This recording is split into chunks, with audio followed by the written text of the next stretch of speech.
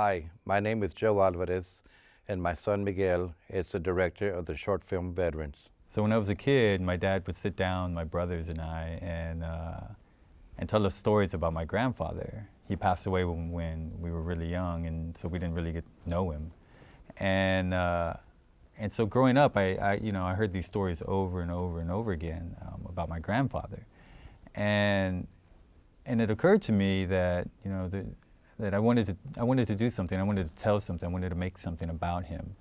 And so then that's when I came to my dad and I said, well, can you tell me again about him, because I want to make this movie. And the idea of a father talking to his son about his own father was something really nice. There was just sort of narrative loop in there that I thought was really interesting. And so, what happened was I ended up focusing the film primarily on my dad and my grandfather and sort of their relationship, and pretty much primarily, through the war. I really didn't think the movie was going to be like that. I really thought that you were just going to interview everybody in the family and then just get a general idea of what grandfather's life was about in general.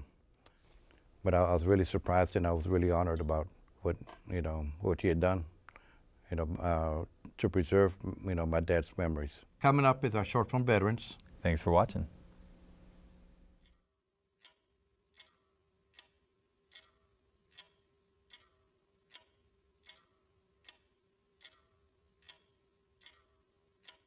Last night at home, I had a dream.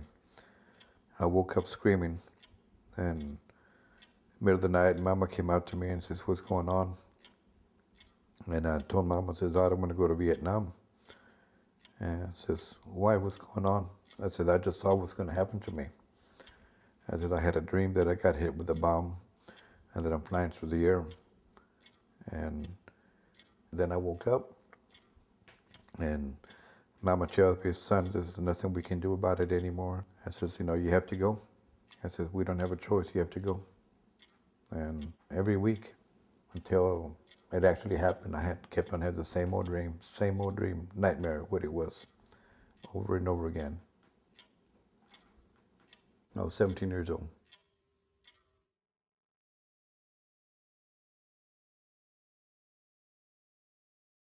Yeah, I remember my dad telling me the story about World War II.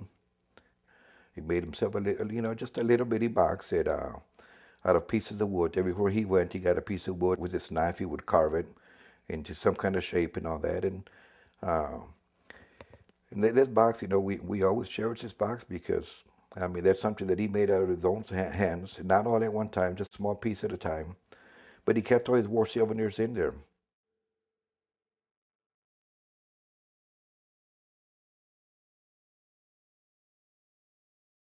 World War II, the Army came in and they gave him the option of either joining the Army or going back to Mexico. And my grandfather, my step-grandfather, his stepdad told him, "Son, so you have no business in this war." He says, "It's not your war." And my dad, as patriotic as he was and everything else, he says, "Dad," he says, "as far as I'm concerned," says, "this country gave me everything I've got." He says, "And I will give my life for this country." And immediately they shipped him overseas.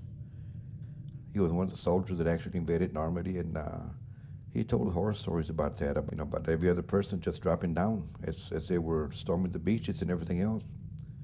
He was in the Battle of the Bulge, and I remember telling us that they were being shot at with artillery, and he got hit with shrapnel from either a mortar or artillery, hit him in the back, and knocked him out, and he was buried in the snow. He remembers waking up 18, 19 days later in a hospital in England. His whole back was just, it looked like he had pepper all over his back, and what it was just pieces of shrapnel. And my whole life, I just remember going in there and popping them out like little blackheads. But up until that day he died, he always had a lot of shrapnel on his back.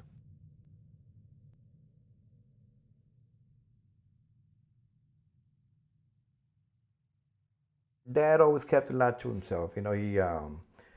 he talked about the war and all that, and I think a lot of times just trying to get, release his anger a little bit, from what had happened to him in the war and all of that, So Dad was always fighting. Dad always liked to fight, and he never liked to be pushed around, and whenever he got drunk, people pushed him around or whatever, and he never tolerated that, And back then I didn't understand it, but having to go through the same thing as Dad, and I understand about trying to get your frustrations out and all of that, The one question that he never wanted to be asked was how many people did he kill, because it was a very private question. But he would sit there, we'd ask him questions about the war and all that, and he would tell us, little stories, and he'd take out the box and show us, little things that he had in the box.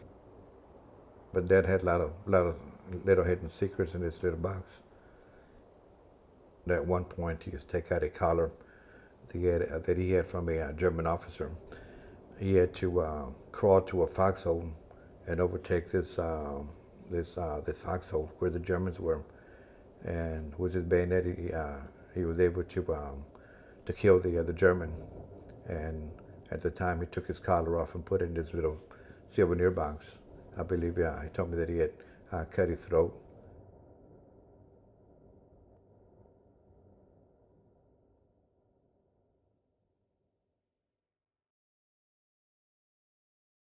When I was 17 years old, I decided I wanted to join the service one day, and I asked my dad if he would sign for me, and he says, "Well, son, if that's what you want, says, sure, because I don't want you to join, but, says, we'll go ahead and sign the paperwork for you."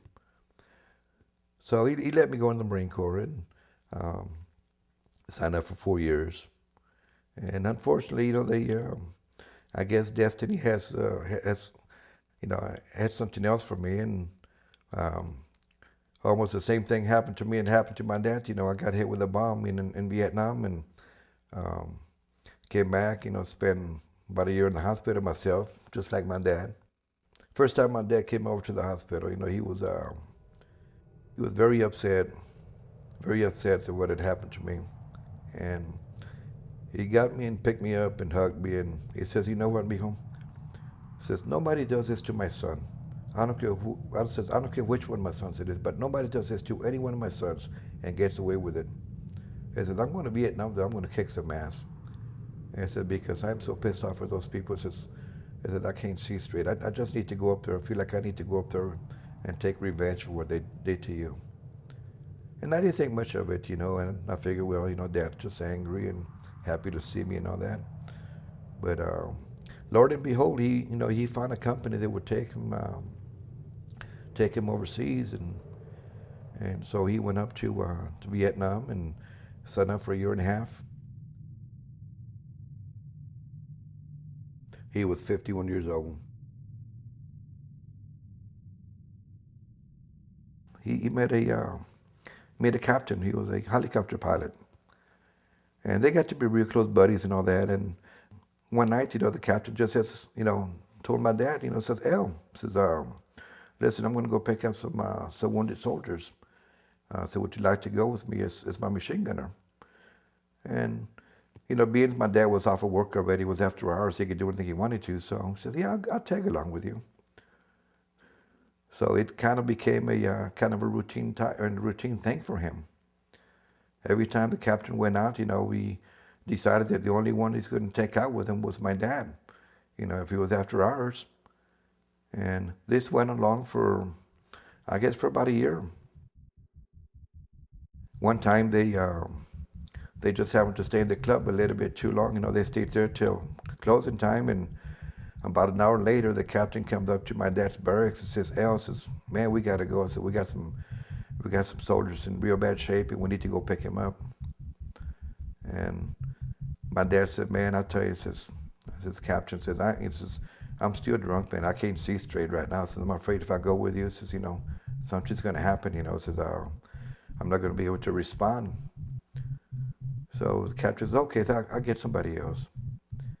Captain never came back. He got killed. The machine gunner got killed, and they never managed to pick up the wounded people. So my dad took it real hard, I don't know whether he blamed himself or not, but he took it real hard after that, and he just he didn't go out anymore.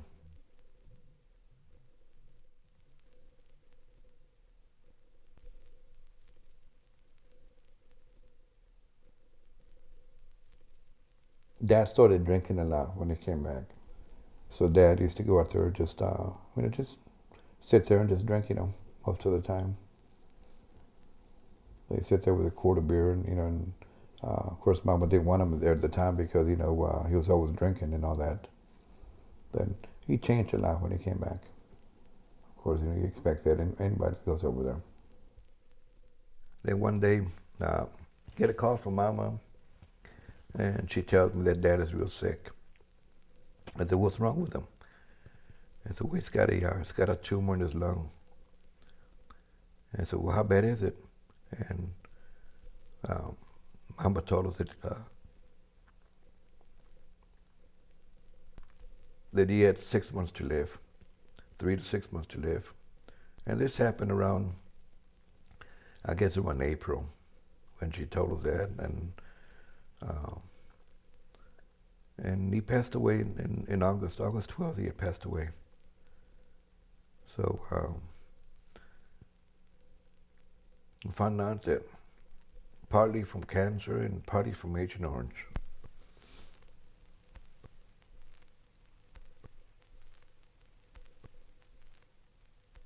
I guess one time Dad and I got drunk, and we started talking, and he told me about the whole thing, what he had done and all that, and he told me, he says, "I got every one of the side of a bitches that hurt you, son." At that point, I realized that how much he really cared for me.